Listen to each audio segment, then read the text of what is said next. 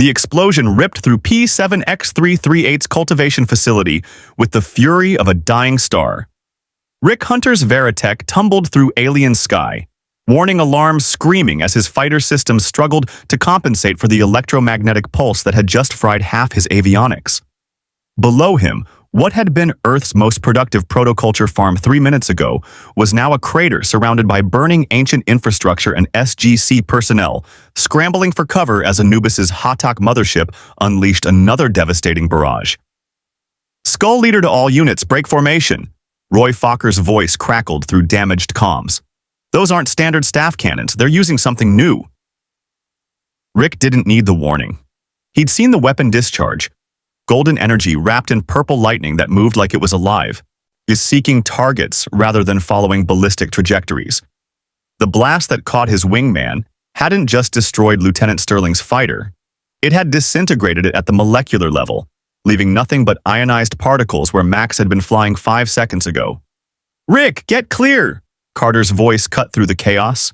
She was on the ground at the cultivation facility's archive building, her scientific detachment abandoned for pure survival instinct as ancient structures that had stood for 3 months of careful Earth cultivation collapsed around her. He pulled hard on the stick, transforming mid-flight from fighter to guardian mode. The Veritech's reconfiguration bought him maneuverability the Hatak's targeting systems couldn't predict. Autocannon fire stitched across the mothership's hull as he dove, buying seconds for the ground teams. O'Neill's voice joined the tactical channel, measured despite the catastrophe unfolding. "All SG teams, emergency extraction to the gate. Carter, tell me you got the harvest data before..." The transmission cut off as another of those impossible purple lightning weapons struck the DHD.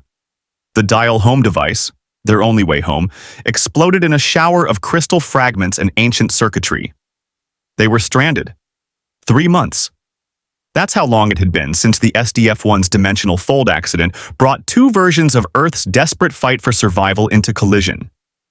3 months of integration, of joint training, of SGC and RDF personnel learning to fight as one force. 3 months of carefully cultivating protoculture on worlds the ancients had identified as suitable, using techniques from the Farel-Nye archive to ensure sustainable harvest without cascade depletion. 3 months of believing they were ahead of the threats hunting them.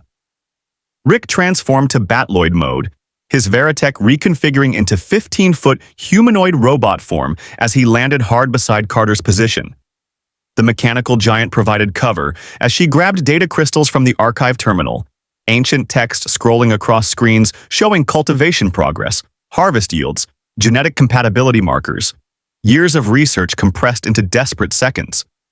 "Sam, we've got maybe 30 seconds before that Hatak's next barrage levels this entire complex," he called down through his external speakers. "I know." She didn't look up, fingers flying with the practiced efficiency of someone who'd extracted data under fire more times than anyone should have to.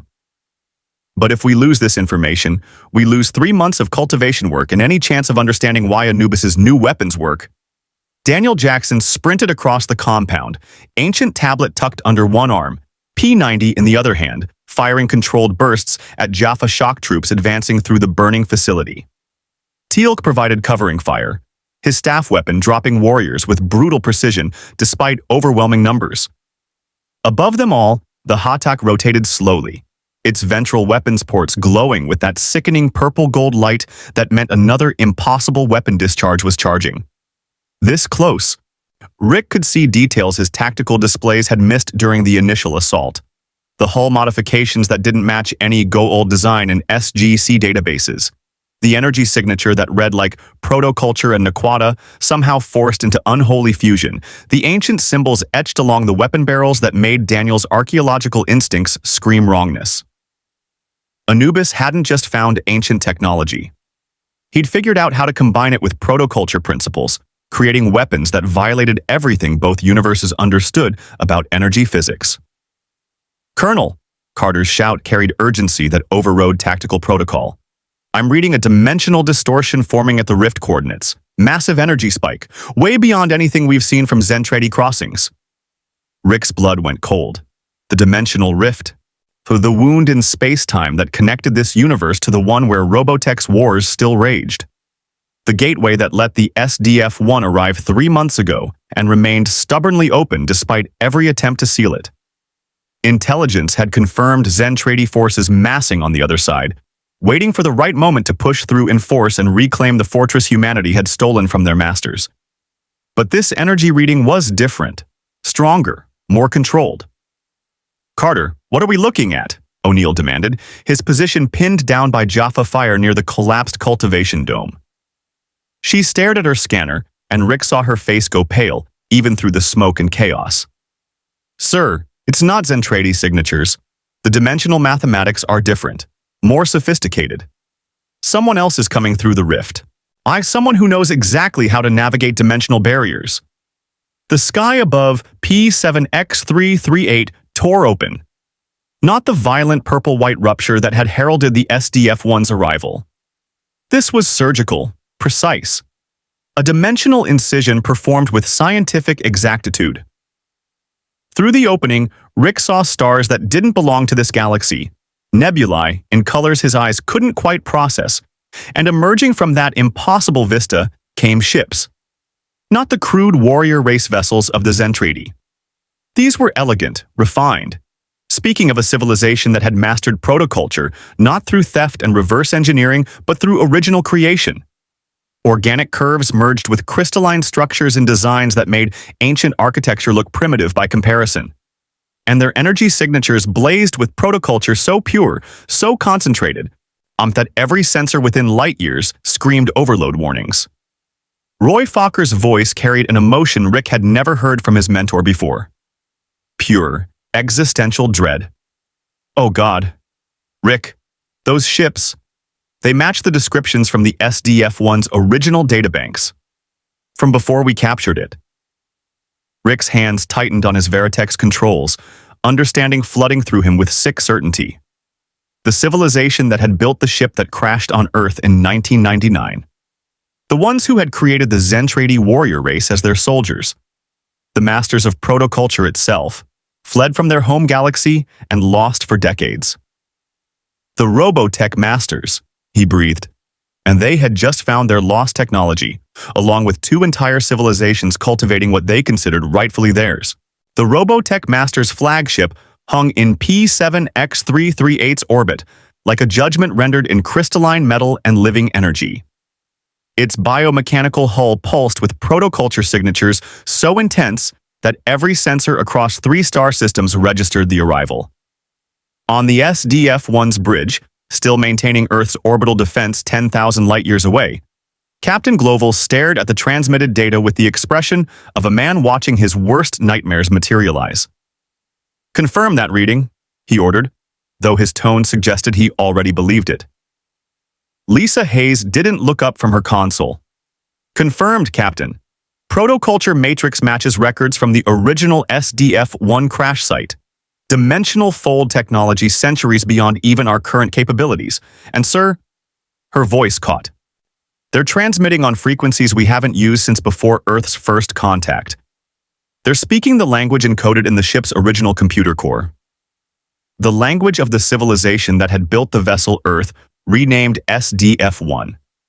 The masters who had created an entire warrior race to fight their wars. And now, drawn by the protoculture cultivation that humanity had so carefully established across 3 worlds, they had crossed dimensional barriers to reclaim what they considered stolen property. On P7X338's surface, Rick transformed his Veritech back to fighter mode and pulled into formation with Roy's Skull Squadron. Below them, SG teams were still pinned down by Anubis's Jaffa forces, but the Hatak mothership had ceased firing. The Goa'uld weren't stupid. They recognized a greater threat when one appeared. "All ground teams, this is General Hammond." The transmission came through gate relay systems from SGC, 9 hours behind real-time events but carrying command authority that transcended distance. "We've received the energy signature data. Captain Goa'uld confirms these are Robotech Masters vessels. Colonel O'Neill, what's your tactical assessment?" O'Neill's response was characteristically dry, despite being pinned behind burning cultivation equipment. "Well, sir, we've got Anubis trying to steal our protoculture farm. A gate that's been blown to hell so we can't leave, And now the original owners of the technology have shown up looking irritated. I'd say it's a pretty standard Tuesday, except usually we only get 2 apocalyptic threats at once. 3 threats, O'Neill, Teal'c corrected, his staff weapon still trained on Jaffa positions. The Zentraedi forces remain on the other side of the dimensional rift.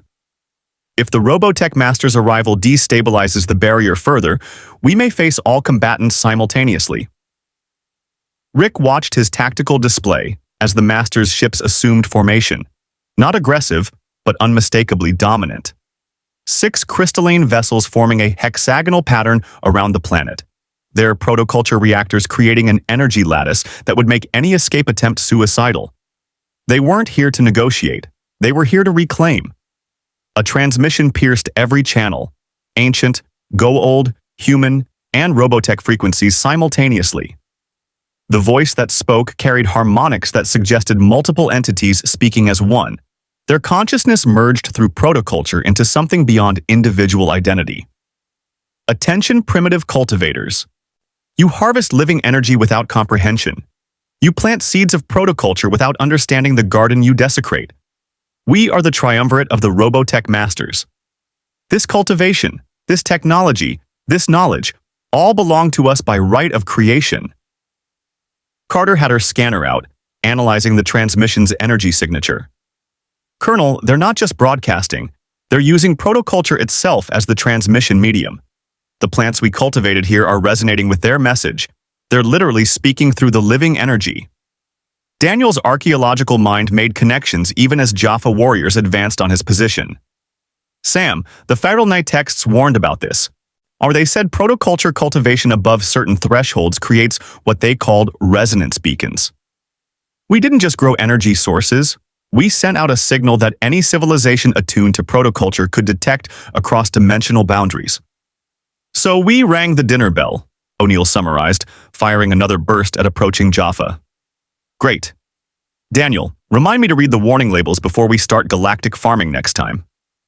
The Robotech Masters transmission continued, and now visual accompaniment materialized. Holographic projections filling the sky above P7X338. Images of their civilization at its height. Vast city ships powered by protoculture. Billions of citizens living in harmony with living energy. Scientific achievements that made even the ancients look limited. Then the images shifted, showing their downfall. Another species. Insectoid, numerous, consuming everything in their path. Where the Masters' technology was elegant crystal and organic integration, these creatures were raw biological horror. Massive hives, breeding swarms, and a hunger that transcended mere conquest. They didn't just destroy civilizations. They absorbed them, converting matter and energy into more of themselves. The Invid, the Master's voice intoned with something almost like fear. The eaters of worlds, the devourers of protoculture. We fled our home galaxy, created the Zentraedi warrior race to hold them back, and scattered our remaining protoculture matrix across dimensions to prevent the Invid from consuming it all. Your Earth was one such hiding place. The vessel you call SDF-1 was a repository, sealed and sent across dimensional barriers where the Invid could not sense it. Rick felt ice in his gut. The ship that crashed on Earth in 1999 hadn't been a random accident. It had been a desperate gambit by a dying civilization to hide their most precious resource where nothing could find it. Until you activated it, the Masters continued. Until you learned to cultivate.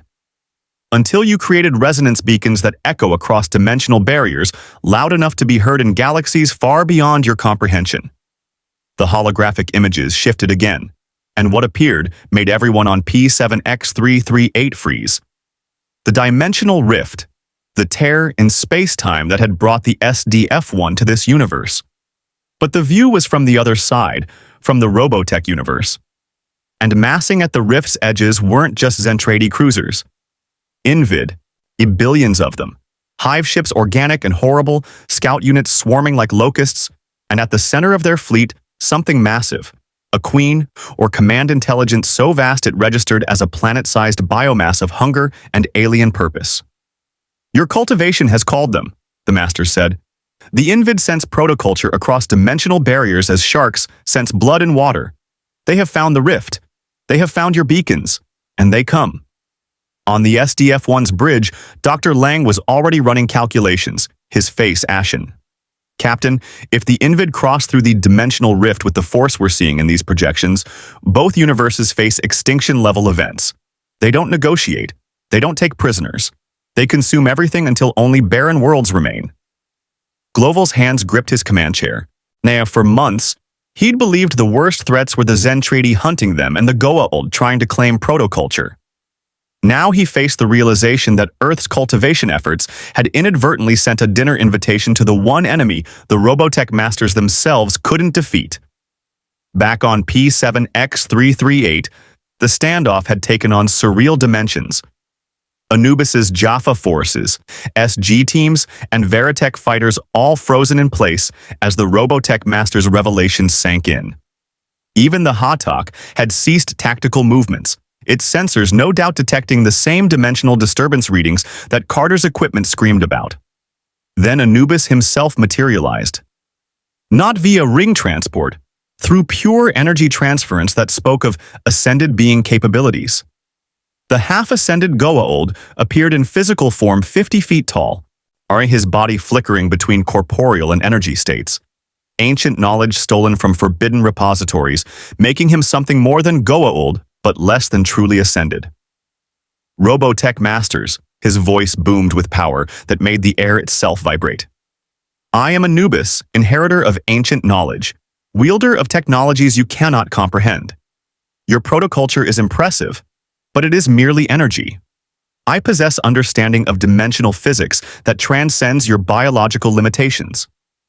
One of the Master's ships rotated, its organic hull sections reconfiguring. The response came with utter contempt. You are a parasite wearing stolen knowledge like ill-fitting clothing. We mastered living energy when your species still crawled in primordial slime. Your ancient technology is children's toys compared to Protoculture's true potential. Rick watched this confrontation between cosmic powers and felt the absurdity of Earth's position. 3 months ago, they'd been struggling against Goa'uld system lords and Zentraedi fleets. Now they were witnessing a clash between beings who considered those threats insignificant. O'Neill's voice cut through the cosmic posturing with characteristic irreverence. Carter, please tell me you're recording this, because when we get back, if we get back, nobody's going to believe that we watched 2 god-complex civilizations have a measuring contest over our vegetable garden. Despite everything, Rick almost laughed. Only O'Neill could reduce existential threats to sarcastic commentary and somehow make it feel appropriate. Colonel, I'm detecting energy buildup in both the Master's ships and Anubis's physical form, Carter reported. I think they're about to... The Masters struck first. 6 ships fired simultaneously, but these weren't weapons in any conventional sense. Protoculture beams lanced out, and where they touched Anubis's energy form, they didn't destroy, they disrupted. The living energy recognized the stolen ancient knowledge, identified the forced ascension, and simply refused to cooperate with such violation of natural law. Anubis screamed, a sound that echoed across dimensional frequencies as his half-ascended form destabilized. He fled, energy dissipating into hyperspace rather than risk complete dissolution. The Masters had just casually dismissed a threat that Earth and the System Lords combined struggled to contain. Say all cultivation personnel, the Masters' transmission resumed, now directed specifically at human frequencies. You will surrender all protoculture harvest data, cease all cultivation activities, and submit to triumvirate authority. Compliance will result in preservation. Resistance will result in sterilization of all cultivation worlds and confiscation of the vessel you call SDF-1. The silence that followed the Robotech Masters' ultimatum lasted exactly 3 seconds. Then, General Hammond's voice cut through every channel with steel-edged authority. Robotech Masters, this is General George Hammond, United States Air Force, Stargate Command. The cultivation worlds you're threatening are under the protection of multiple allied civilizations. Any hostile action will be met with full defensive response. Lisa Hayes looked at Captain Gloval with barely concealed alarm.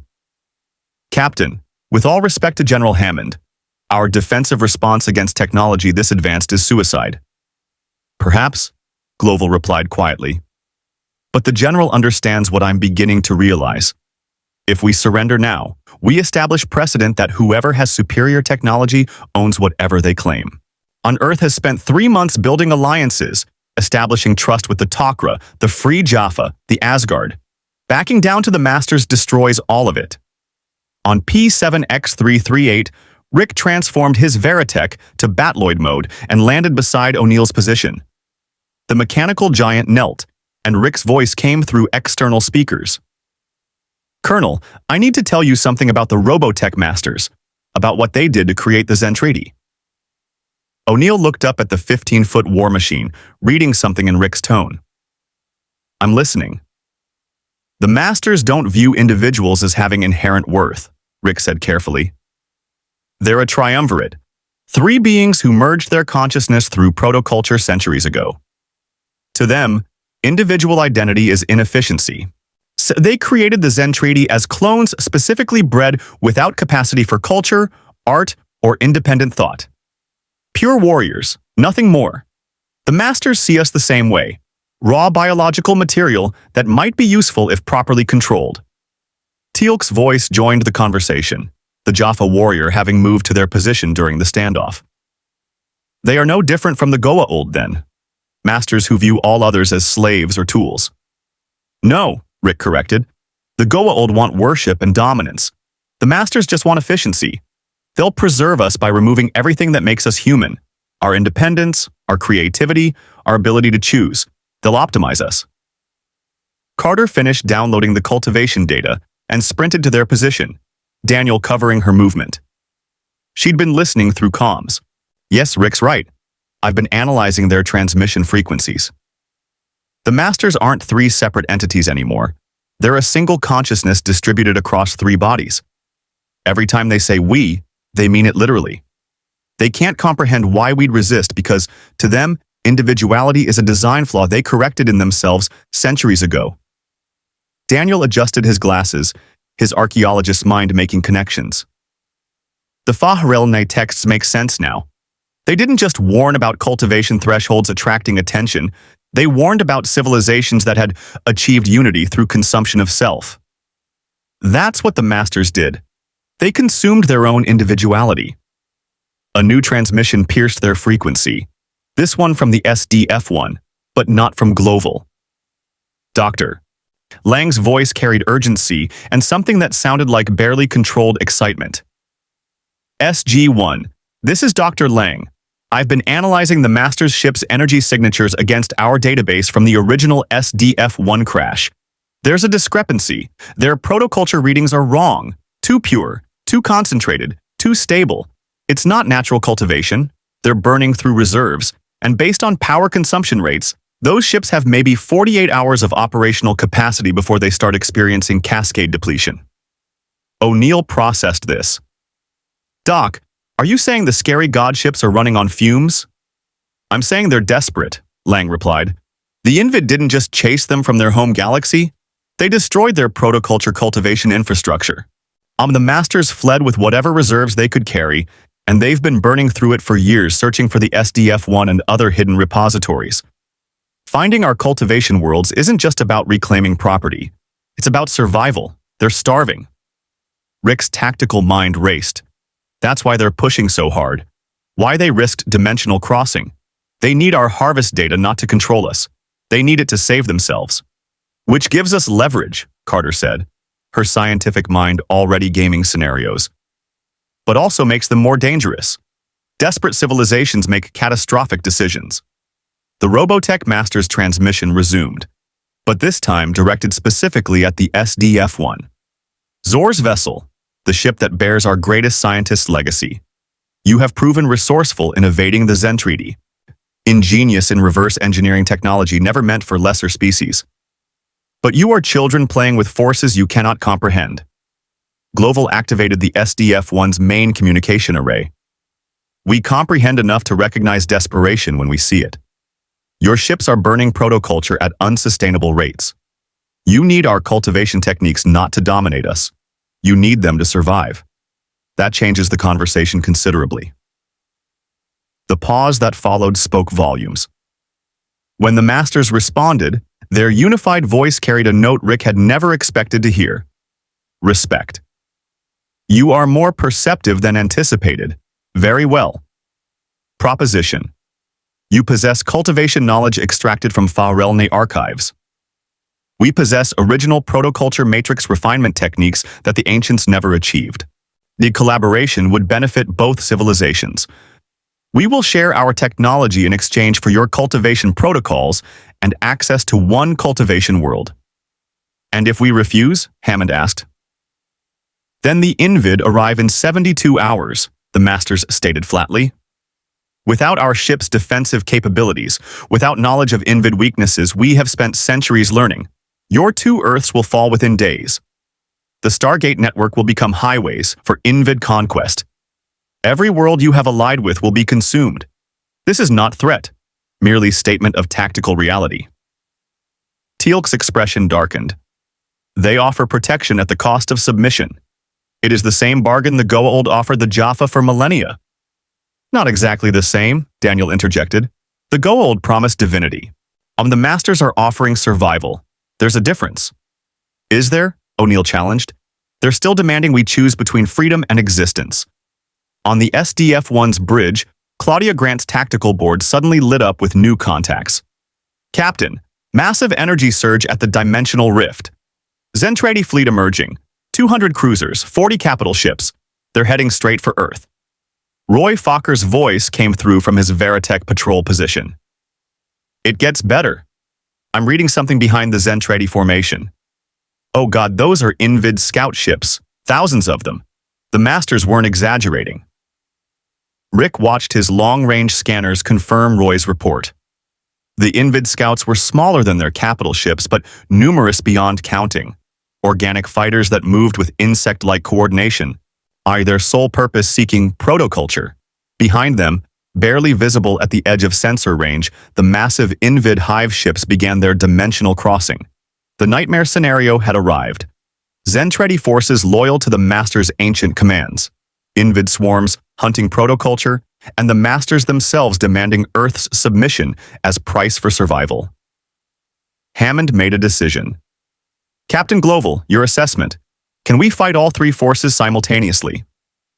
Goa'uld studied his tactical displays, running scenarios he'd hoped never to face. The SDF-1 could hold against Zentraedi fleets. They'd proven that in the retreat across their solar system.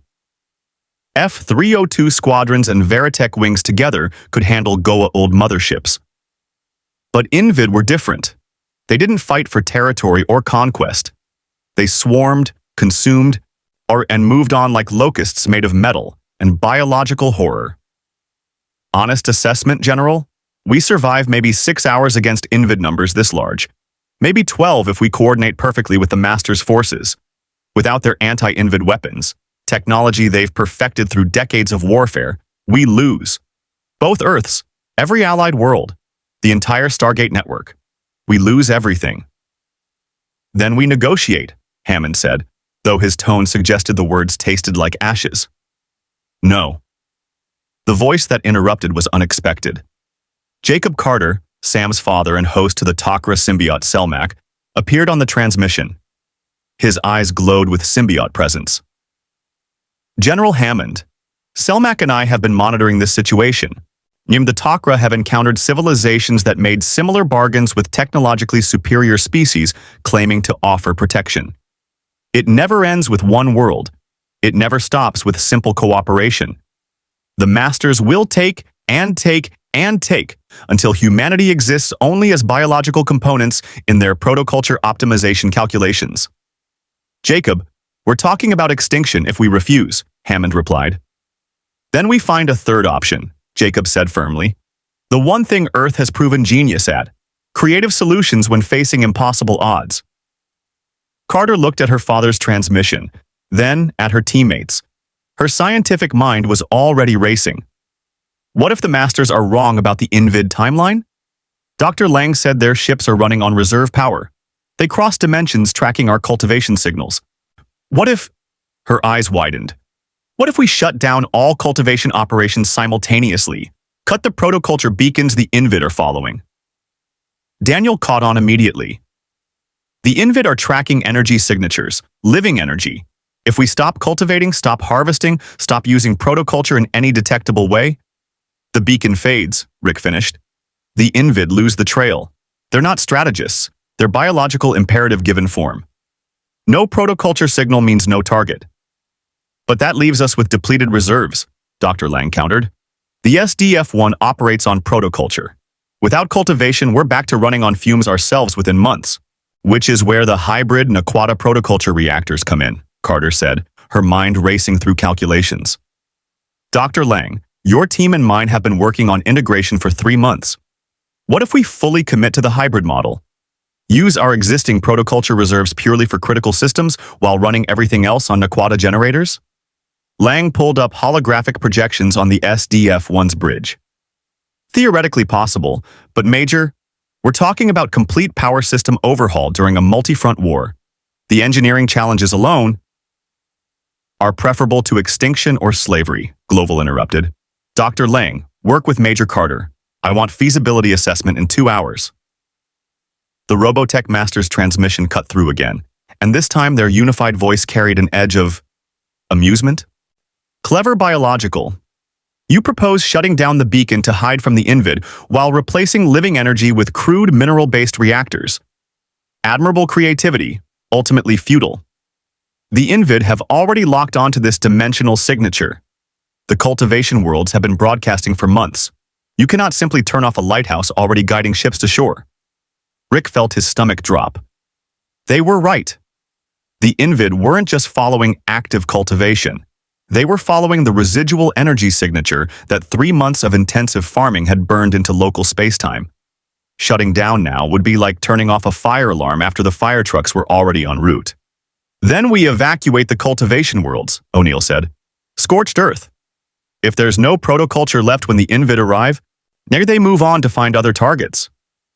That assumes the Invid possess strategic patience, Teal'c observed. From the Master's description, they sound more like the replicators, consuming everything in their path regardless of strategic value. Daniel was frantically scrolling through his data tablet, reviewing the Farilni texts they'd recovered.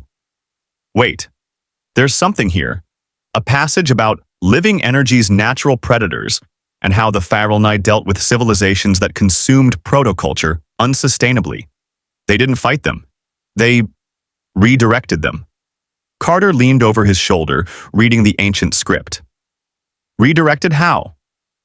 The Farilni created what they called false gardens, Daniel explained, excitement building in his voice, or worlds seeded with protoculture that appeared rich and cultivated but were actually traps. Civilizations drawn to these false gardens would arrive to find the protoculture was somehow wrong, corrupted. It would poison their systems, damage their technology, force them to withdraw. Dr. Lang's scientific interest overrode tactical concerns.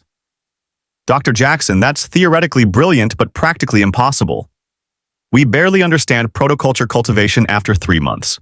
Deliberately corrupting it in ways that appear natural would require original cultivation knowledge, a new voice interrupted. The kind only we possess.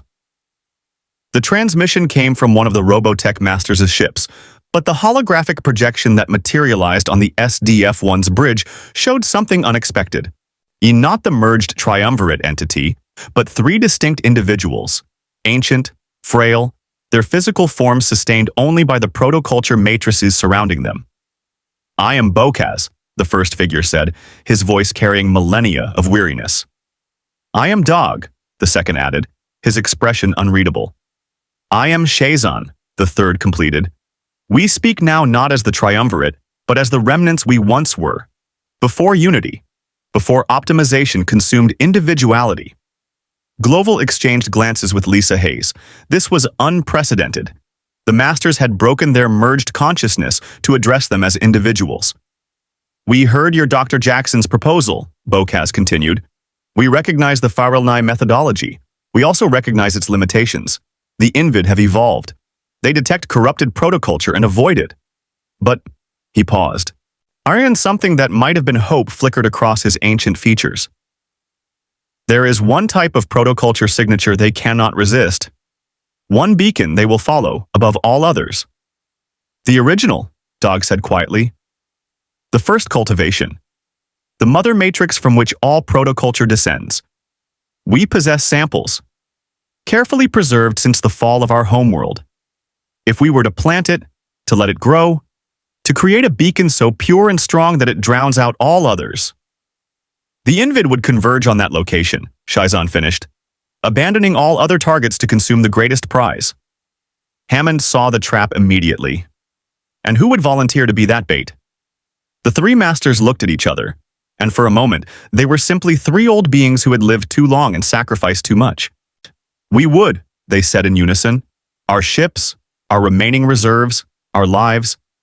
We create the false garden, draw the Invid away from your worlds, and in the consuming, we ensure the original protoculture matrix is destroyed forever. The Invid will have their feast, but it will be poison. Modified, refined, designed to corrupt their biological systems at the fundamental level. Rick felt something shift in his understanding of the Masters. You're talking about suicide, about sacrificing yourselves and your entire remaining protoculture supply to save civilizations you called primitive minutes ago. Bokaz's expression held ancient sadness. We are already dead, young pilot. We have been dead since the day we merged our consciousness and lost the ability to simply be. We became the triumvirate to optimize our civilization's survival. Instead, we optimized our extinction. The Invid did not destroy us. We destroyed ourselves by forgetting that life, consciousness, identity, these things matter more than survival. The Zentraedi, Dog continued, we created them as warriors without culture, without art, without capacity for joy or love or wonder. We thought we were creating perfect soldiers. Instead, we created slaves who occasionally defect when exposed to the very humanity we engineered out of them. They were never the solution. They were the symptom of our failure. And the SDF-1, Shizan said, looking directly at Goa'uld through the transmission. Zor, our greatest scientist, hid it from us. Sent it across dimensional barriers not just to hide protoculture from the Invid, but to hide it from us. He saw what we were becoming, and he chose to give a lesser species, humanity, a chance to do better than we had done. The bridge fell silent as the implications sank in. The Robotech Masters weren't offering protection. They were offering penance. Lisa Hayes spoke carefully. If you create this beacon, how long before the Invid converge? Hours, Bokaz replied. The Invid scouts already crossing through your dimensional rift will detect it immediately. The Hive ships will alter course. Within 24 hours, 90% of Invid forces will abandon your worlds to pursue the Mother Matrix. And the other 10%? O'Neill asked from P7X338. Will require conventional defense, Dog admitted. But 10% of Invid forces split across multiple worlds is survivable. 90% converging on a single target is not. Hammond weighed the decision. And after the Invid consume your ships and this original protoculture, then what? They're still in our universe. Then we provide one final gift, Shizan said. Our ships possess dimensional fold technology far beyond what the vessel you captured contained. In our death throes, we collapse the dimensional rift. Permanently. The Invid will be trapped in your universe but cut off from their home galaxy's reinforcements. Finite numbers. Eventually manageable. And the Zentraedi? Goa'uld asked. The 200 cruisers heading toward Earth right now?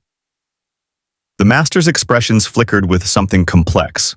Regret, perhaps. The Zentraedi follow our commands because their genetic programming allows no other choice. If we die, that programming breaks. They become free, capable of choosing their own path. Would what they choose? Bokaz spread his hands. That will be your problem to solve. But free Zentraedi are negotiable. Enslaved Zentraedi are not. Rick thought of Teal'c, the Jaffa who had broken free from his god's control and become one of Earth's greatest allies. If the Zentraedi could be freed from their genetic chains, if they could choose rather than just obey. There's another problem, Jacob Carter interjected via Takra communication. Anubis. He retreated, but he's not gone. The moment the Masters sacrifice themselves, he'll return to claim whatever's left. Let him, O'Neill said grimly. I'll take one half-ascended parasite over billions of space locusts any day. Carter was already running numbers on her tactical display. Sir, if the Masters create their beacon on P7X-338, we're already here. Now, the cultivation infrastructure is established. We could modify it quickly to broadcast the Mother Matrix signature. It becomes ground zero for the Invid convergence, but it also buys time for Earth and the other cultivation worlds to fortify. Daniel looked around at the burning facility. The destroyed DHD. The Jaffa force is still technically in standoff positions. Sam, we're stranded here. If this becomes the Invid target, we need a way off this planet before they arrive. The Masters' ships could beam you out, Global suggested. No, Bokaz said quietly. Our transporters require protoculture. If we use reserves for evacuation, we weaken the beacon. The bait must be irresistible. Then we dial out the old-fashioned way, Rick said, his Veritech sensors scanning the destroyed DHD. The device is slag, but the Stargate itself is intact. Carter, what do we need to manually dial? Carter was already moving toward the gate, her scientific mind shifting from tactical planning to engineering problem-solving. Power source, control crystals from the DHD wreckage if any survived, and a way to input the 7-symbol address sequence directly into the gate's chevron mechanism. It's theoretically possible, but Carter's done theoretically impossible things before breakfast, O'Neill interrupted. Daniel, help her scavenge parts. Teal'c, perimeter security. Rick, you and your robot plane watch for incoming hostiles. He paused. And someone get those Jaffa on comms. They're still technically our enemies, but I'm guessing they'd rather evacuate than become Invid appetizers. The Jaffa commander, a first prime bearing Anubis's death head symbol, stepped forward cautiously, staff weapon lowered but not holstered. I am Harak. Lord Anubis commands that we hold this world until his return. Harak, O'Neill said conversationally, your god just got his half-ascended ass handed to him by the Masters and ran away. Now space bugs that eat entire civilizations are coming. You can follow orders and die, or you can help us fix this gate and live. Your call. Harak's expression flickered. The eternal conflict of a Jaffa warrior between genetic loyalty and survival instinct. Teal'c stepped forward, and the two first primes locked eyes. I too once served a false god, Teal'c said quietly.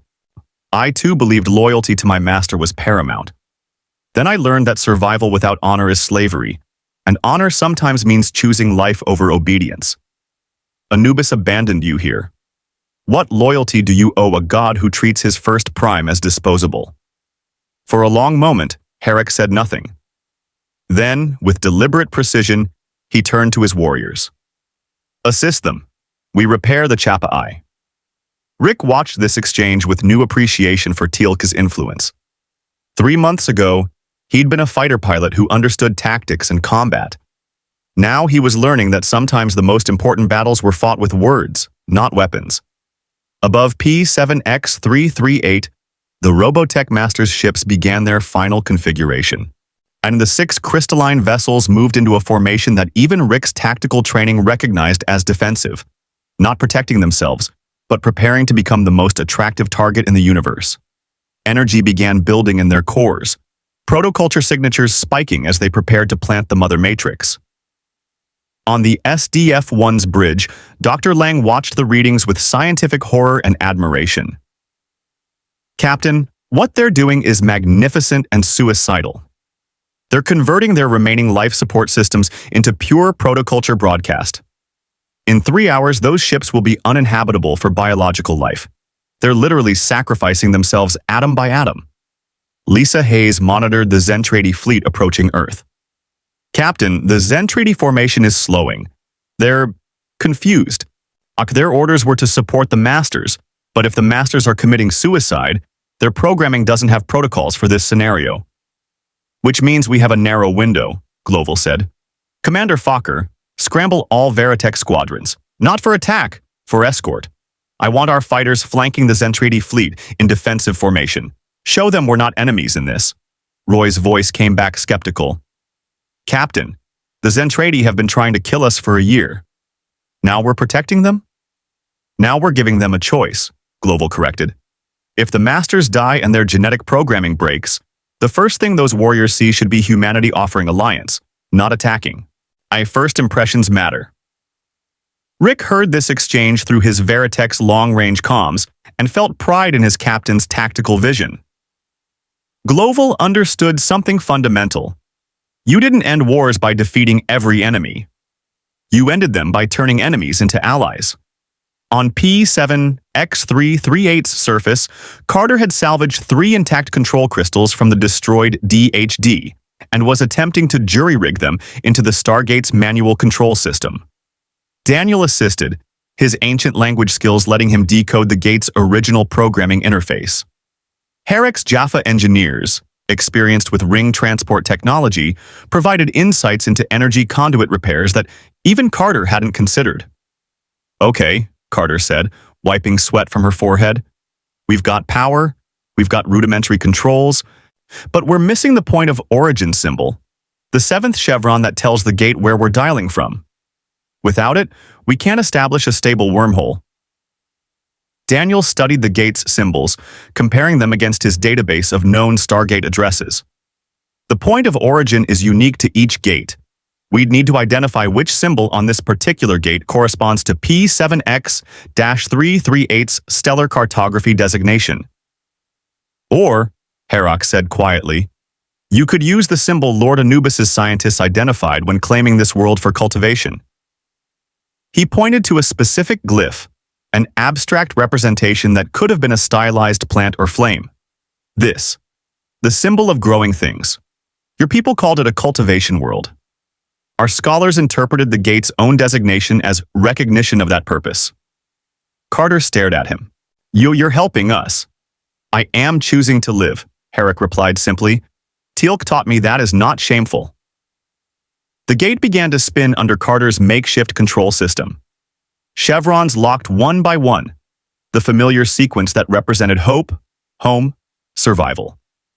The 7th chevron engaged, and the event horizon exploded outward before settling into its stable blue shimmer.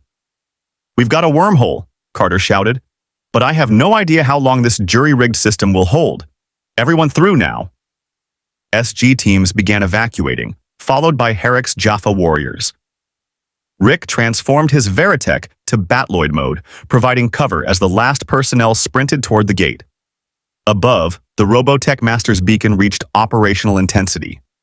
And in deep space, approaching the dimensional rift, the Invid detected it. Roy Fokker, while maintaining patrol position near the rift, watched his sensors go insane. All units, we've got massive contact changes. The Invid fleet is, Jesus Christ, they're all turning. Every single scout, every hive ship, everything. They're altering course toward P7X338. The swarm began its convergence. Thousands of organic fighter-scale units, hundreds of destroyer-class vessels, dozens of hive ships that measured their size in kilometers. All of them locked onto the Robotech Masters beacon like moths to flame. Bocas's voice transmitted across all frequencies, and for the first time, the 3 masters spoke not in unison, but in overlapping harmony. 3 individuals accepting death together. To the civilizations we endangered through our hubris, to the species we enslaved in our arrogance, or to the warriors we created without souls, we apologize. This is our penance. Remember us not as masters, but as a warning. Technology without wisdom. Power without compassion. Survival without meaning. These are the paths to extinction. All personnel, evacuate P7X338 immediately, Hammond's voice commanded through gate relay. Rick was the last through the gate, his Veritech in fighter mode screaming through the event horizon just as the first Invid scouts entered P7X338's atmosphere.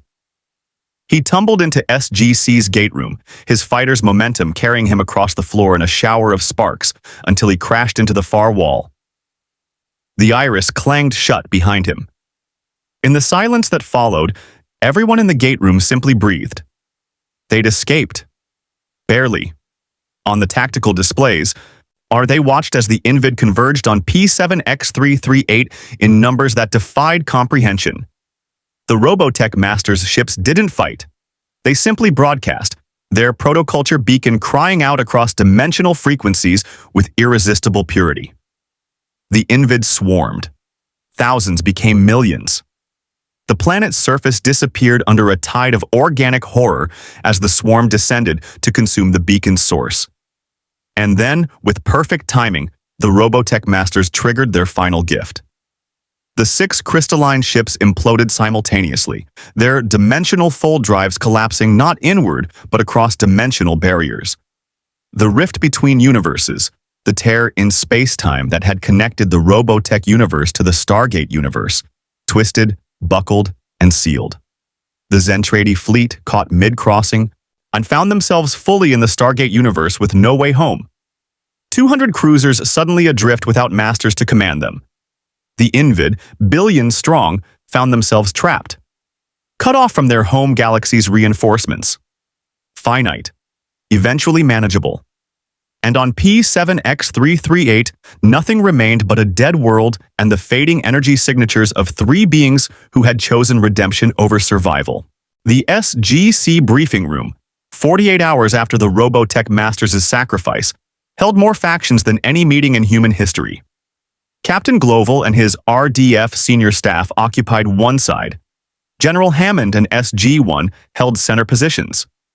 But surrounding them were representatives from a dozen civilizations now facing the same crisis. Jacob Carter and his Tok'ra symbiote Selmak. Bratok, the Jaffa master warrior representing the Free Jaffa nation.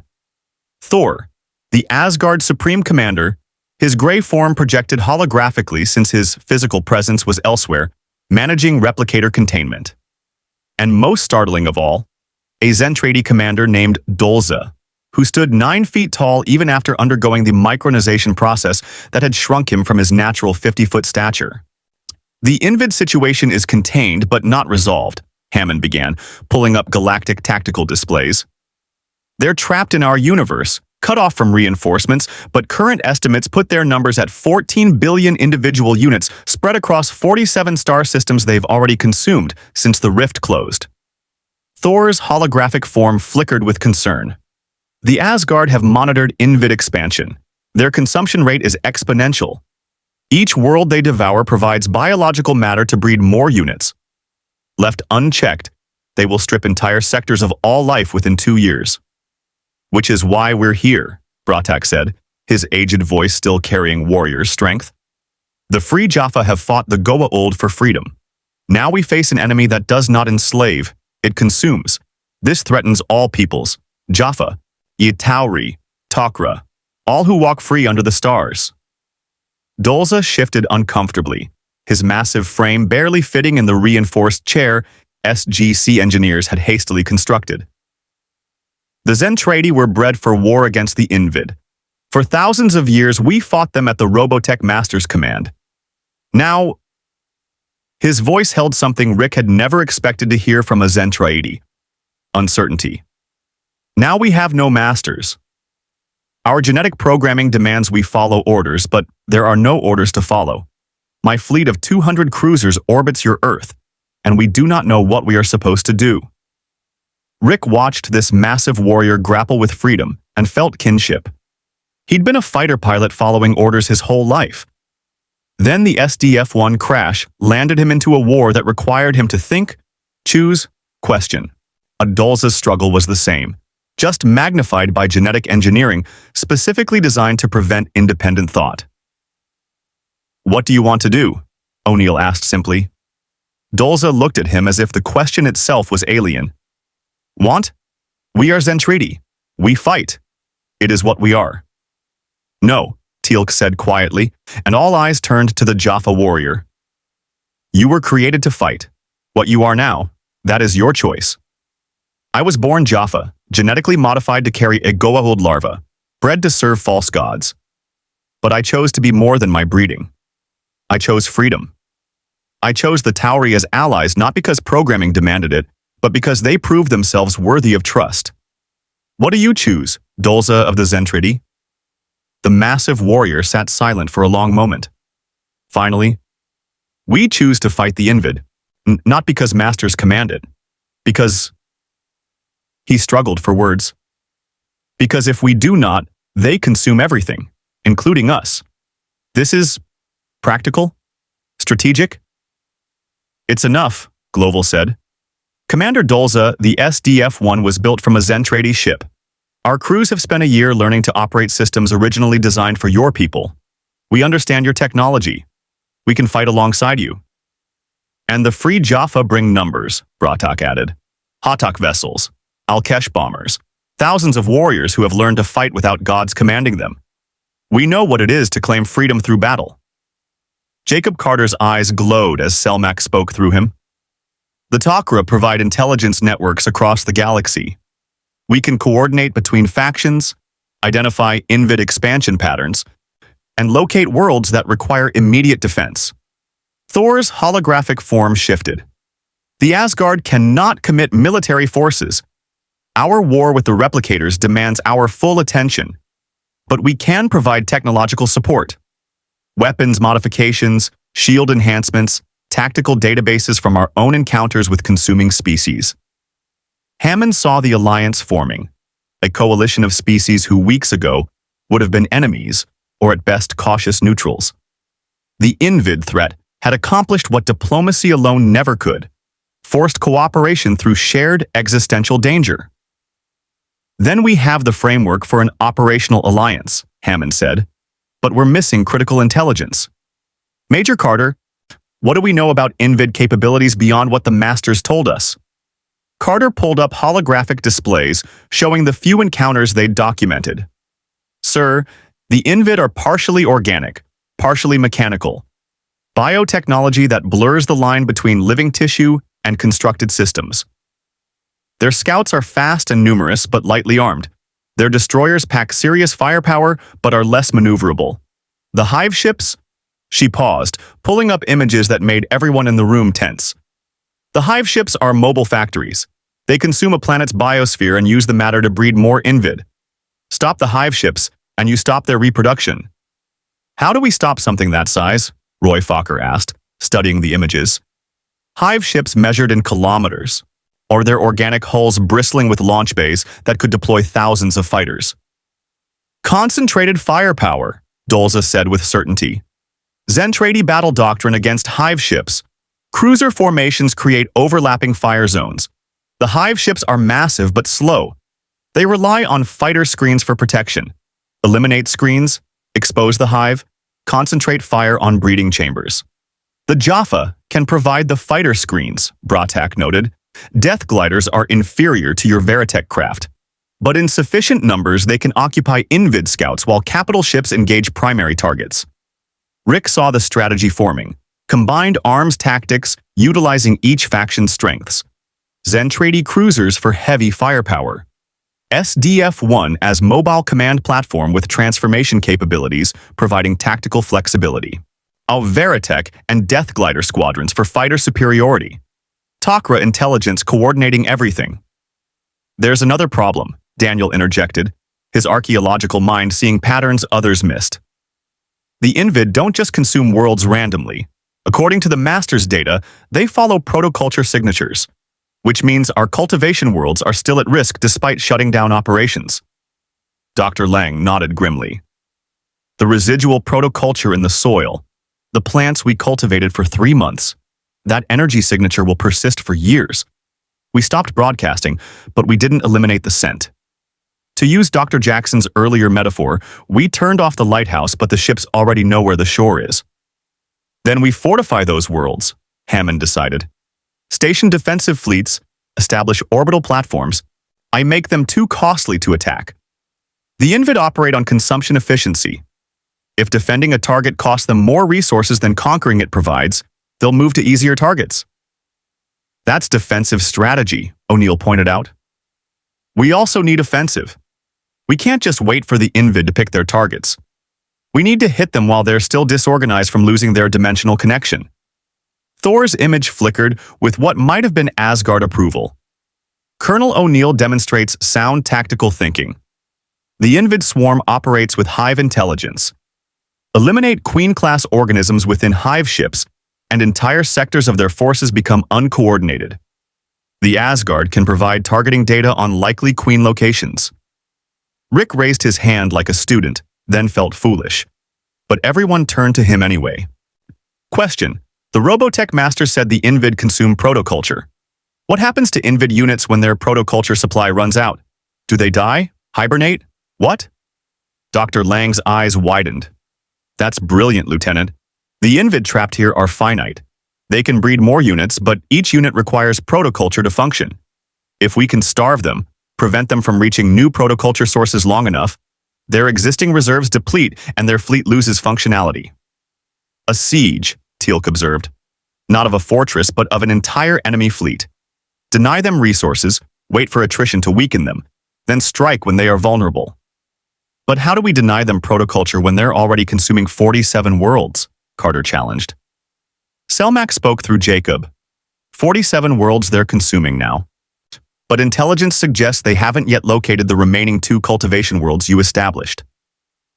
P4, X-887, and P9, C-372.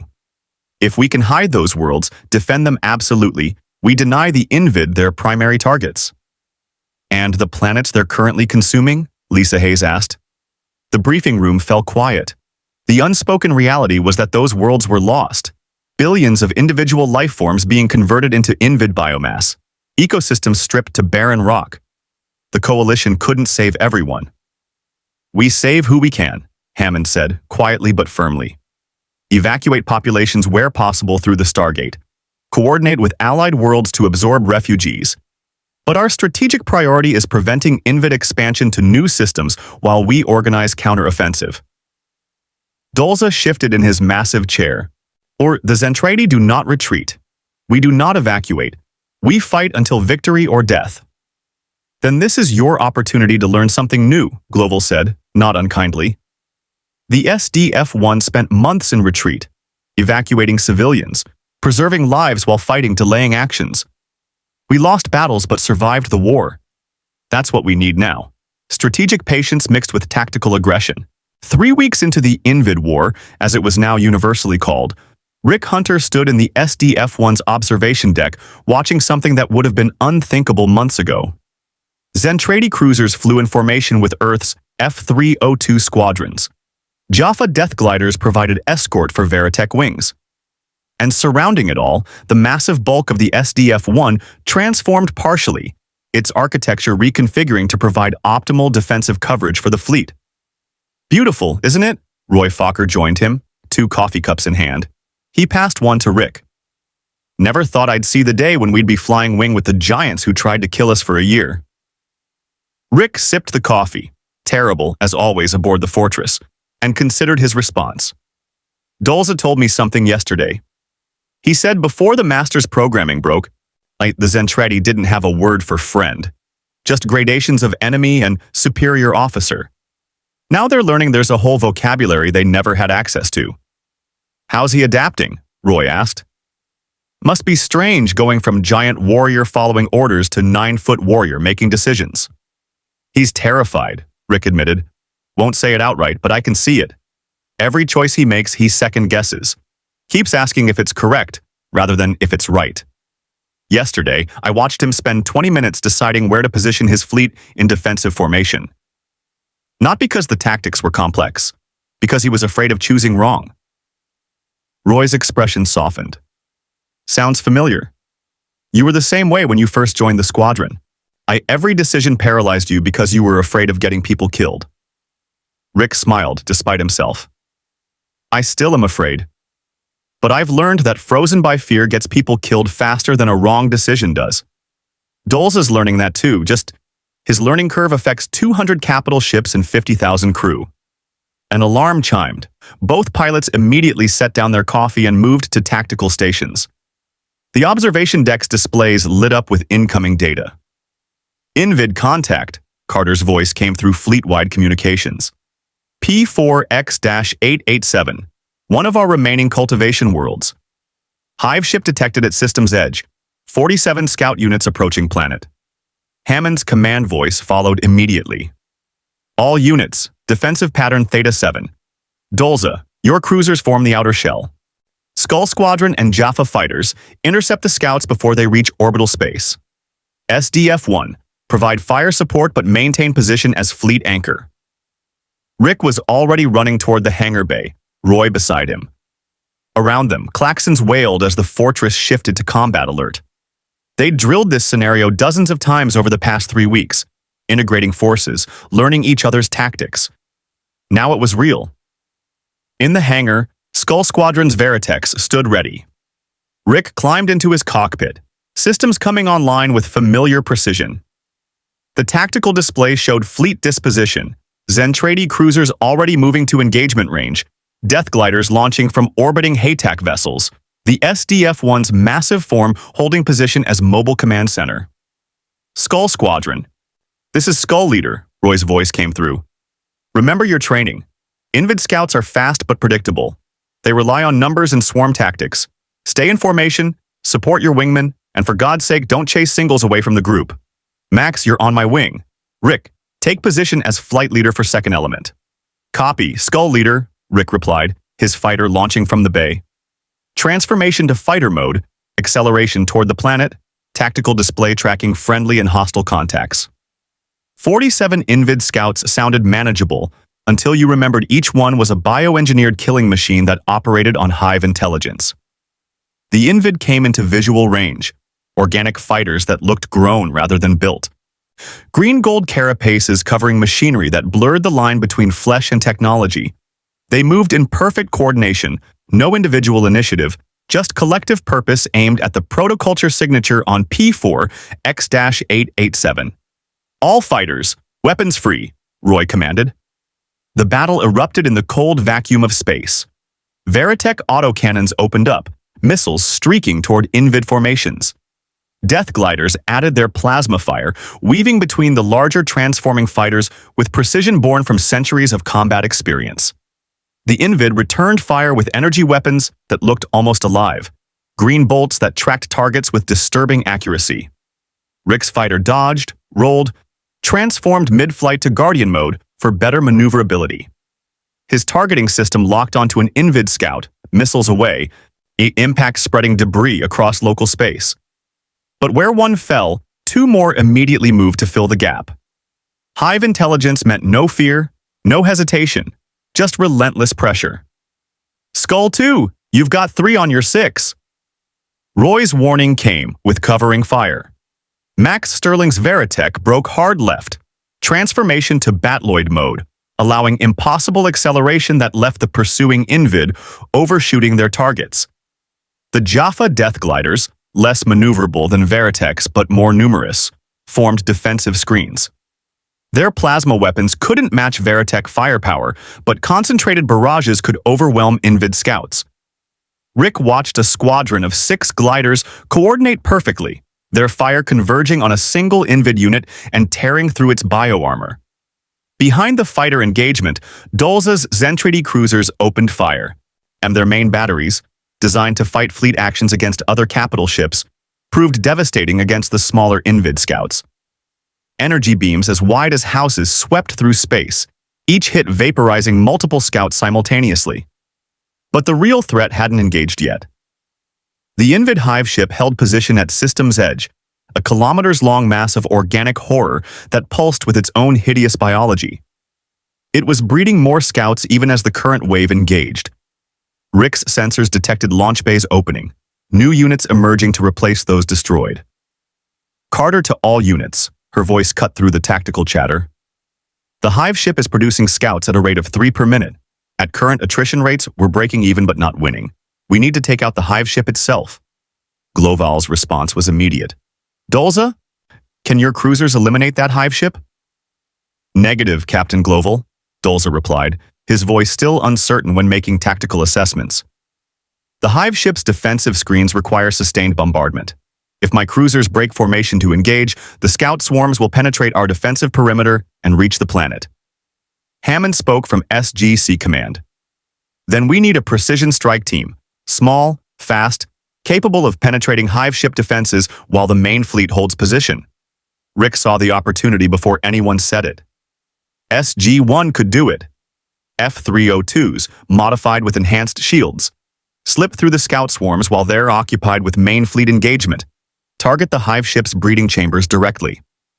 Negative, O'Neill's voice came through. The F-302s don't have the firepower to crack a hive ship's interior armor. But Veritechs do, Rick countered. And we've got transformation capability. We could land directly on the hive ship's hull, transform to Batloid mode, breach the interior, and plant charges in the breeding chambers. I've studied the layouts Thor provided. It's possible. Silence on the command channel. Then Roy's voice. Kid, that's a suicide mission. Those hive ships are crawling with Invid defenders inside. It's the only mission that works, Rick replied. Sir, I'm not asking permission. I'm stating tactical reality. Someone has to take out that hive ship, and Veritechs are the only platform capable of doing it. Gloval's voice carried the weight of sending pilots to probable death. Lieutenant Hunter, I cannot order you to...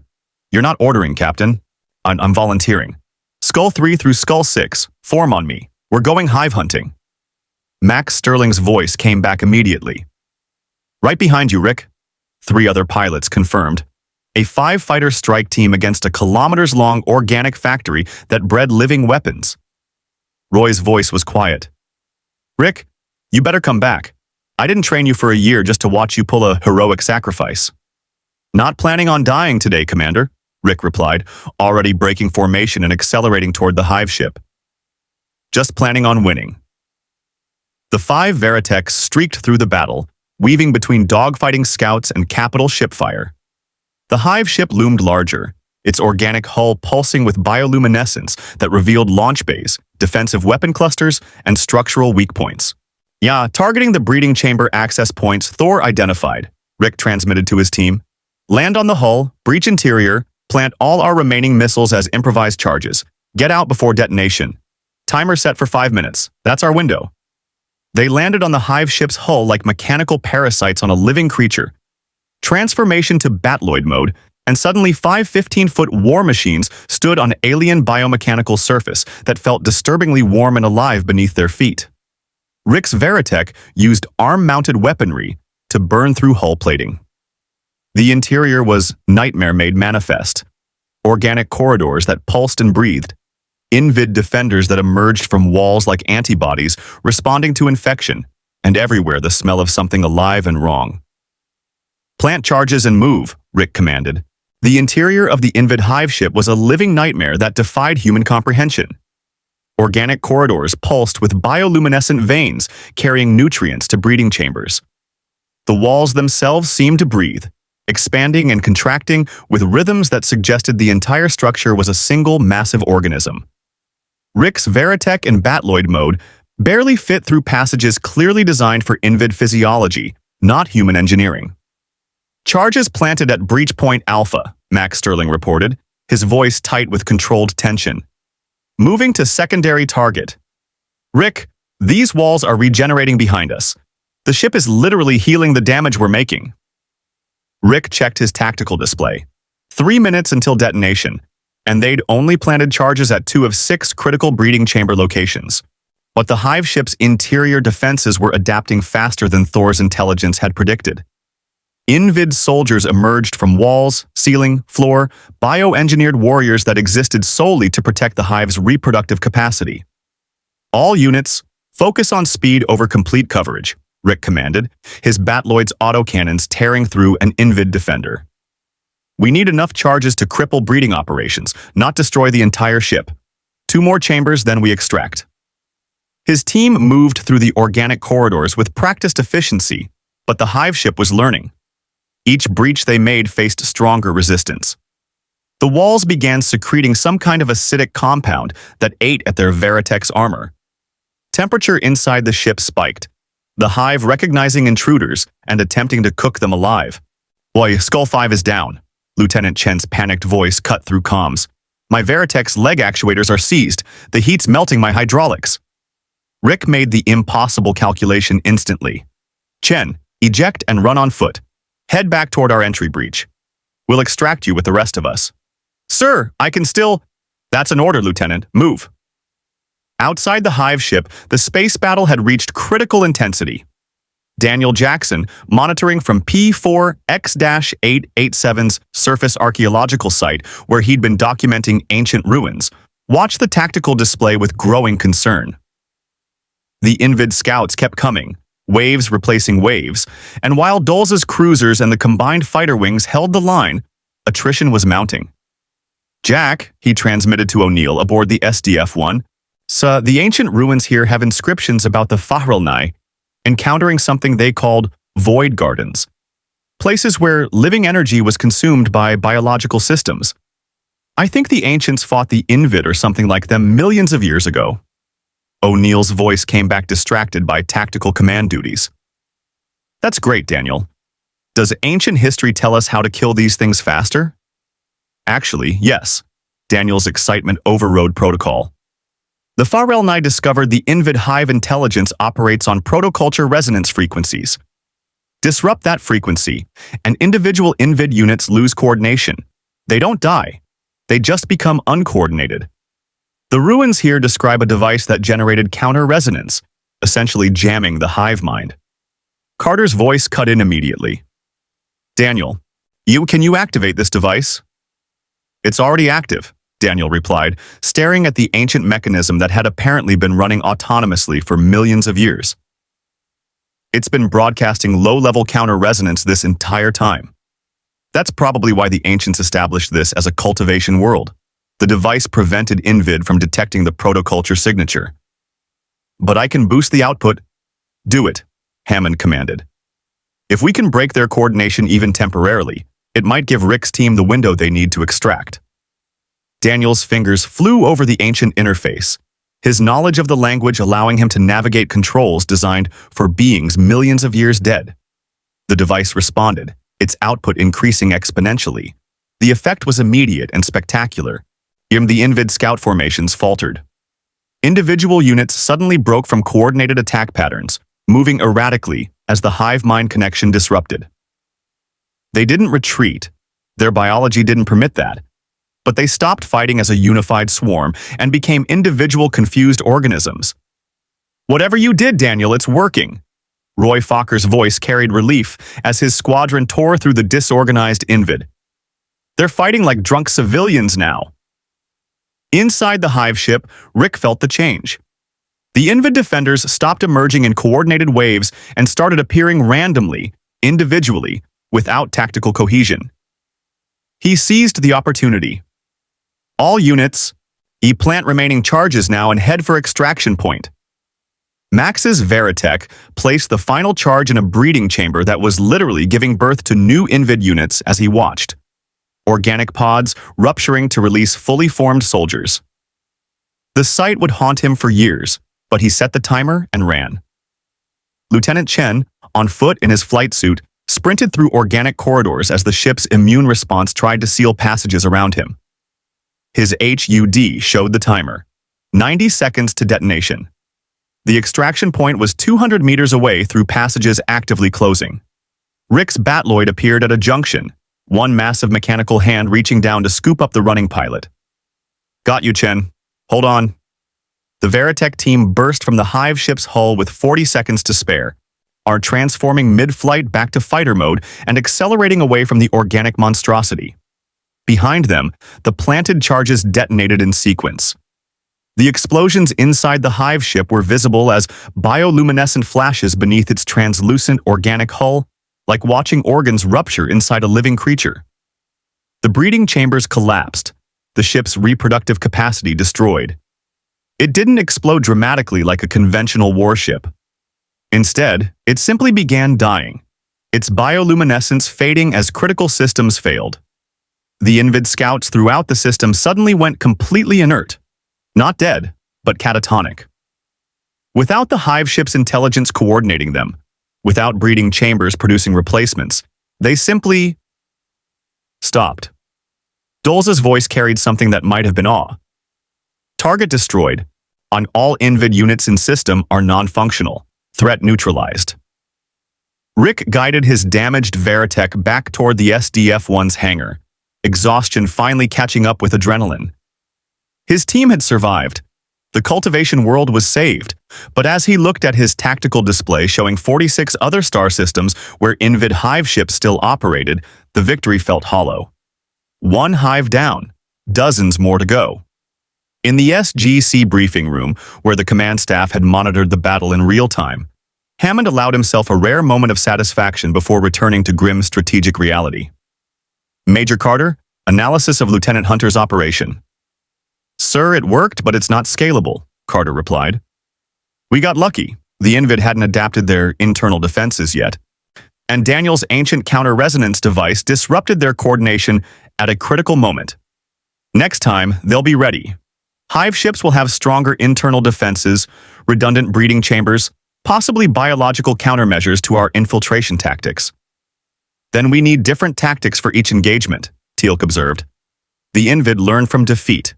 We must ensure each victory teaches them nothing useful. That's going to be difficult when we're fighting with combined forces, Bratak noted. Zentraedi tactics are direct assault. Jaffa favor numerical superiority.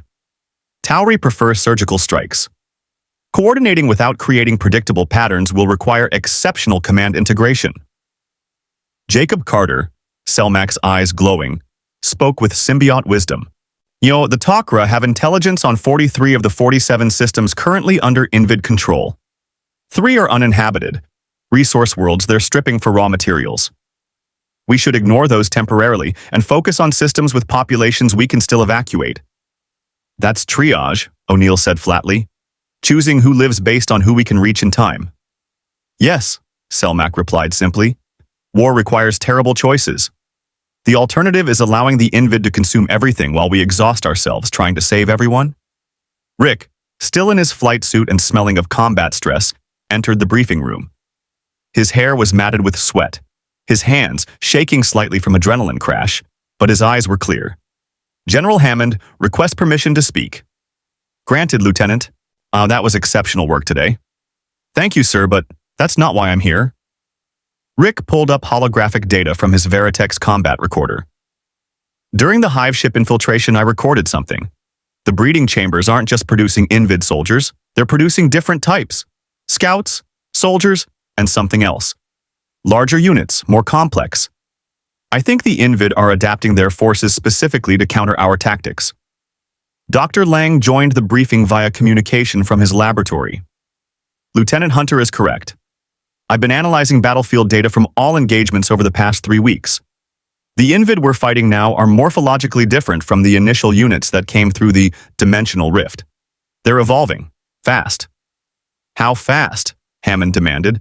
3 distinct variants identified so far, Lang replied. Standard scouts optimized for swarm tactics. Heavy assault units designed to counter Veritech and Death Glider fighters. And something new, units that appear specifically engineered to resist Zentraedi cruiser fire. They're adapting to our combined fleet composition. The briefing room fell silent as that implication sank in. The Invid weren't just numerous, they were learning. The 7th week of the Invid War marked a turning point, though nobody recognized it immediately. On P9C-372, the last surviving cultivation world after P4X-887's successful defense, Daniel Jackson made a discovery that would change everything. He'd been documenting the ancient ruins surrounding the cultivation facility when his scanner detected something unusual beneath the surface. Not protoculture, not ancient technology.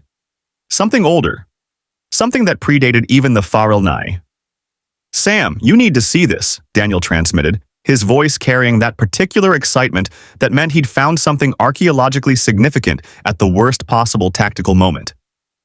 Carter arrived with a security team, her mind still half-focused on the orbital defenses above. Dolza's Zentraedi fleet maintained constant patrol, reinforced by rotating Jaffa Haytak vessels and the SDF-1's imposing presence. They'd successfully defended this world against 3 Invid incursions, but intelligence suggested a 4th assault was imminent. Daniel, we're on high alert. This better be important. It is.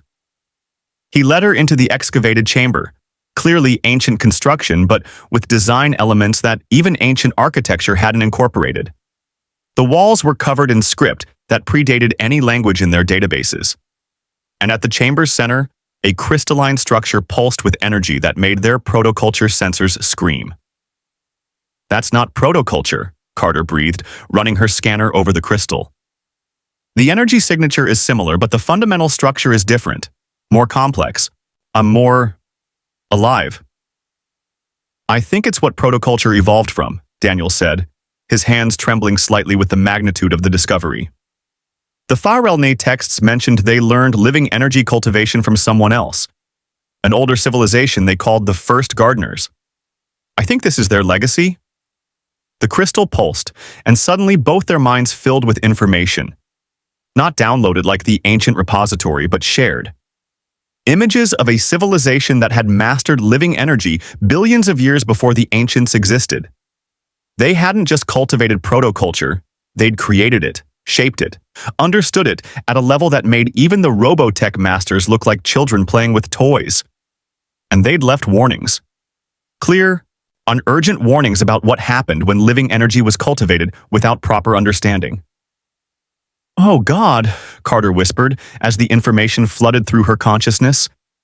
"The Invid, they're not invaders. They're a response mechanism, a biological countermeasure the first gardeners engineered to prevent protoculture from being misused."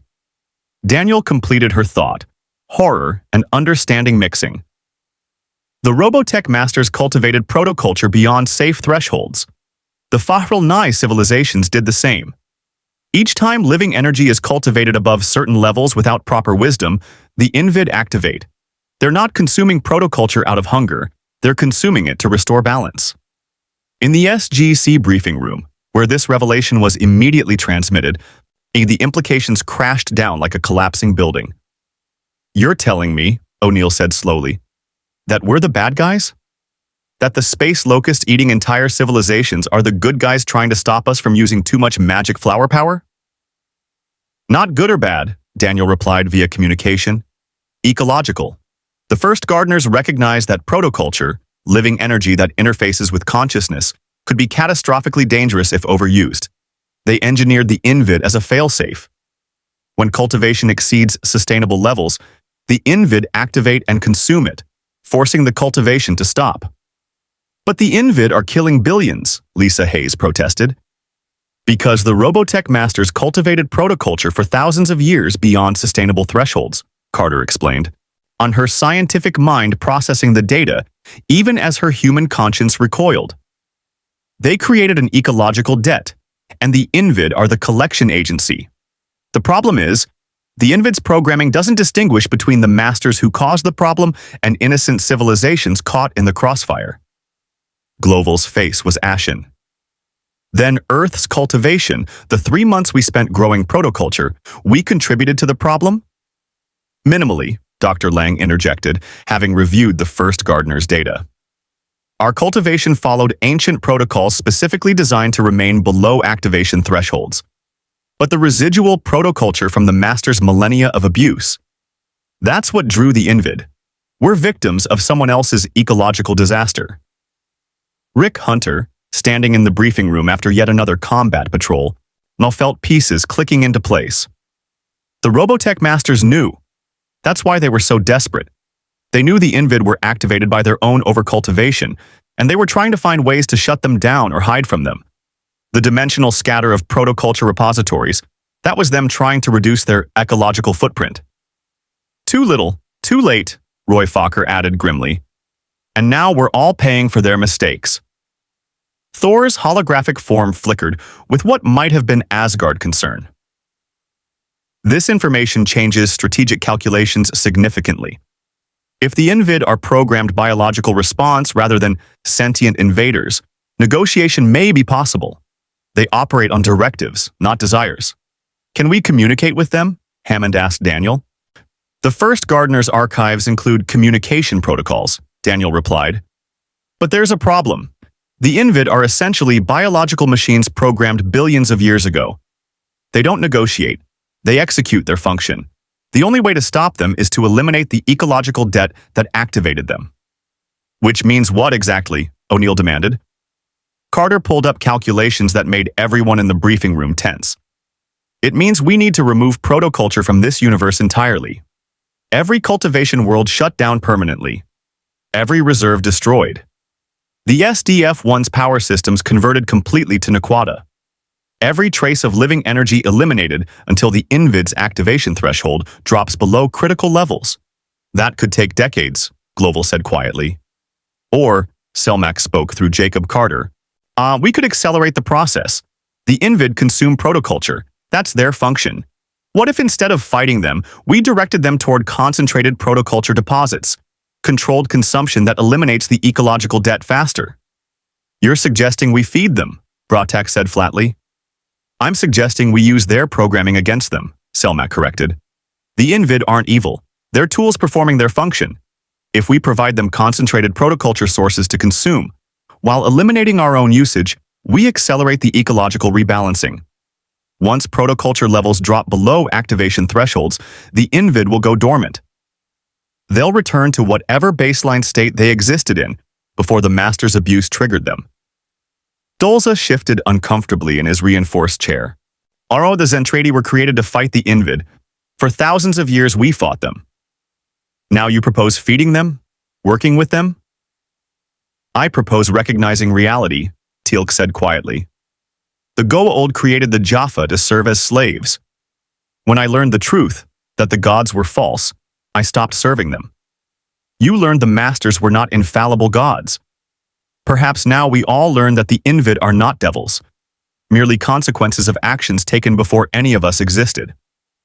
Rick watched Dolza process this, saw the massive Zentraedi warrior grappling with his entire worldview shifting again. First, the Master's death freed him from genetic programming. Now he was learning the enemy he'd fought for millennia was an ecological response mechanism, not an evil to be destroyed. The question, Hammond said, you cutting through philosophical debate with command practicality, is whether we can implement this strategy before the Invid consume too many more worlds. Major Carter, how quickly can we identify concentrated protoculture deposits to direct the Invid toward? The SDF-1's own reserves are the largest deposit in this universe now, Carter replied. Approximately 18 months of operational capacity at current consumption rates. If we offered that to the Invid as a concentrated source, no, Goa'uld said immediately. The SDF-1 is Earth's primary orbital defense. Without it, we're vulnerable to conventional threats, but we've solved the Invid crisis, Hammond finished. Captain, I know what I'm asking, but we need to prioritize. The briefing room fell silent. You're the SDF-1, the fortress that had carried 56,000 civilians across their solar system under constant attack. The ship that had become symbol of the Robotech Defense Force's survival. The vessel that represented humanity's ability to master alien technology and use it for protection, would be sacrificed to feed the very enemy they'd been fighting. Roy Fokker spoke up, his voice carrying the weight of a warrior who'd lost too many friends to these battles. Captain, the SDF-1 is a ship. Ships can be rebuilt. The people aboard her can't. If sacrificing the fortress saves billions of lives across dozens of worlds, that's a trade worth making. The plan took 3 weeks to coordinate. 3 weeks of desperate holding actions, evacuations, and diplomatic maneuvering that tested every alliance Earth had built. The SDF-1 would be offered to the Invid, not as surrender, but as controlled ecological restoration. The fortress's massive protoculture reserves would be concentrated, amplified, and broadcast as an irresistible beacon while the ship was positioned in an uninhabited star system. The Invid would converge, consume, and in that consumption eliminate the largest remaining protoculture deposit in the universe. Rick stood on the SDF-1's bridge for what would be the last time, watching the skeleton crew make final preparations.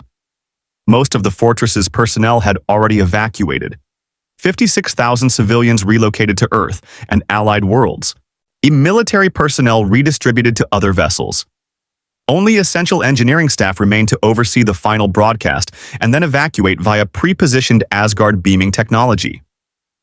It's strange, Captain Goa'uld said quietly, standing beside Rick at the observation window. We fought for a year to keep this ship from the Zentraedi, cross dimensions fleeing our enemies. And now we're giving it away to save people we didn't even know existed 4 months ago. Is it wrong that I'm proud of that? Rick asked. Goa'uld smiled, an expression that made him look decades younger. No, Lieutenant. It means you've learned what the Robotech Masters never did. That some things are worth more than survival. Some causes are worth sacrifice. On Earth, the Coalition watched the operation unfold, where every major faction had representatives present. Hammond and SG-1 at the SGC, Dolza, with a delegation of Zentraedi commanders learning to think beyond warfare, Bratak and Free Jaffa leadership, Tok'ra operatives coordinating intelligence, and Thor's Asgard vessel maintaining overwatch to ensure the plan succeeded. The SDF-1 reached the designated system, a dead star with no planets, no resources, nothing but empty space. Perfect for what came next. Dr. Lang activated the Protoculture amplification sequence, systems he and Carter had designed specifically for this purpose. The fortress's reserves began broadcasting at levels that would be detectable across a dozen sectors. Daniel, monitoring from the SGC, watched the first Gardener's communication protocols interface with the broadcast. The Invid are detecting it. Every hive ship within range is altering course. Carter tracked the convergence on tactical displays. 14 hive ships confirmed, estimated individual units in the millions. They're not approaching cautiously, they're converging at maximum speed. Good, Hammond said quietly. That means it's working. How long until they arrive at the SDF-1's position? 6 hours, Carter replied. The skeleton crew will evacuate in 5 hours, 50 minutes. That gives us a 10-minute safety margin. O'Neill leaned back in his chair. You know, when I signed up for this job, I never thought I'd be participating in the most expensive buffet in galactic history. We're literally setting out a multi-billion-dollar meal for space bugs. A meal that will eliminate the activation threshold and send the Invid dormant, Teal'c noted. It is perhaps the most effective application of resources in this conflict. The 6 hours passed with agonizing slowness. Rick remained on the SDF-1 until the final evacuation, walking through corridors he'd defended, past quarters where civilians had built lives during their year-long flight, through the hangar where his Veritech had launched on hundreds of missions. The ship wasn't just technology, it was memory, sacrifice, survival made tangible. Lieutenant Hunter, this is General Hammond. You're the last person aboard. Asgard, beaming, standing by. Rick stood in the SDF-1's bridge one final time, his hand on the captain's chair where Goa'uld had made impossible decisions. Sir, requesting permission to remain until the Invid arrive. Someone should witness what happens. To make sure the broadcast continues if there are any problems. Negative, Lieutenant. We're not losing you for the sake of witnessing. General. Rick's voice was respectful but firm. The SDF-1 has been my home since I was barely more than a kid. I watched friends die defending her, watched civilians sacrifice everything to keep her flying. If she's going to die today, someone who loves her should be here to see it through. Silence on the communication channel. Then Goa'uld's voice, transmitted from the relocated RDF command aboard Earth's orbital platform. General Hammond, I support Lieutenant Hunter's request. Rick, you have tactical command of the operation. Maintain broadcast integrity, monitor Invid approach, and evacuate the moment they enter weapons range. That's an order. Understood. I'm Captain. The Invid arrived like a living tidal wave. Hive ships the size of cities, escort destroyers, and millions of individual scout units. They didn't approach cautiously or tactically. They swarmed, driven by programming billions of years old that recognized abundant protoculture and demanded its consumption. Rick watched from the bridge as the first Invid units made contact with the SDF-1's hull. They didn't attack in any conventional sense. They landed, attached, and began feeding. Organic systems interfacing with mechanical structures, consuming the protoculture reserves that powered the fortress. The ship's hull began to glow as energy drained, systems failing in cascade as the Invid stripped everything. Invid are consuming at projected rates, Rick reported, his voice steady despite watching the ship die around him. Protoculture reserves dropping rapidly. Estimate complete consumption in 47 minutes. On Earth, Dr. Lang monitored the energy readings with scientific fascination and sorrow. The Invid are more efficient than predicted. They're not just taking the refined protoculture. They're consuming the very structure of the ship itself, breaking down materials at molecular level to extract every trace of living energy. Daniel watched the process on monitors, seeing the first Gardener's ancient programming execute perfectly. They're not destroying, they're recycling, returning the protoculture to base components, eliminating the concentration that triggered their activation. It's beautiful, in a horrifying way. The SDF-1's systems failed one by one. Life support, propulsion, weapons. My bridge lighting flickered as power diverted to maintain the essential broadcast until the end. Rick sat in darkness illuminated only by tactical displays and the eerie green glow of invid bioforms visible through the observation windows. "Rick, you need to evacuate now," Roy Fokker's voice carried urgency. "The structural integrity is failing faster than predicted. Thor says he can beam you out, but you need to signal." Rick looked at the captain's chair one last time. "Thor, energize!" The Asgard beaming effect caught him just as the bridge's ceiling began collapsing inward. He materialized aboard Thor's vessel in time to watch through external displays as the SDF-1, the super-dimension fortress that had survived a year of warfare, dimensional crossing, and impossible odds, was consumed completely. When the Invid finished 49 minutes later, nothing remained but empty space and inert biological forms. The hive ships and all their subordinate units simply stopped. The protoculture concentration had been eliminated. The activation threshold reached equilibrium. The Invid's programming recognized mission completion and shut down into dormancy. 14 massive hive ships and millions of individual units now floated dead in space, their biological systems entering a hibernation that would last until someone again cultivated protoculture beyond sustainable levels, which, if Earth had anything to say about it, would be never. In the weeks that followed, the coalition coordinated the greatest technological transition in human history. The SDF-1's hybrid Naquata protoculture research became the foundation for replacing living energy entirely. The remaining Invid and other systems, suddenly cut off from the hive intelligence that had coordinated their expansion, became disorganized and were systematically neutralized by combined fleet actions. The Zentraedi, freed from Masters programming and witnessing the Invid's true nature, began the long process of cultural development. Dolza established what he called the First Free Fleet. 200 cruisers operated by warriors learning to be more than their genetic engineering intended. Some integrated with Earth's defense forces. Others chose independence, exploring the galaxy and discovering what it meant to choose rather than obey. Now the Free Jaffa found kinship with the Zentraedi, both warrior races learning freedom after millennia of slavery. Joint training programs developed, cultural exchanges began, and slowly, painfully, both species started building identities beyond warfare. Rick Hunter, now recognized across multiple civilizations as the pilot who'd witnessed humanity's greatest sacrifice, stood in the new RDF command center on Earth's orbital platform. The window showed construction beginning on what would eventually become a new flagship, not a fortress of alien technology, but a vessel built from combined knowledge of 3 civilizations working together. "What will you call it?" Carter asked, joining him at the window. She'd been promoted to lieutenant colonel for her work integrating Naquata and protoculture research. "The Harmony," Rick replied. "Yeah, after Harmony Goa'uld, the designation we gave the SDF-1's crash site before we knew what we'd found. Seemed appropriate. We found the ship as strangers to alien technology. We lost it as guardians of something greater."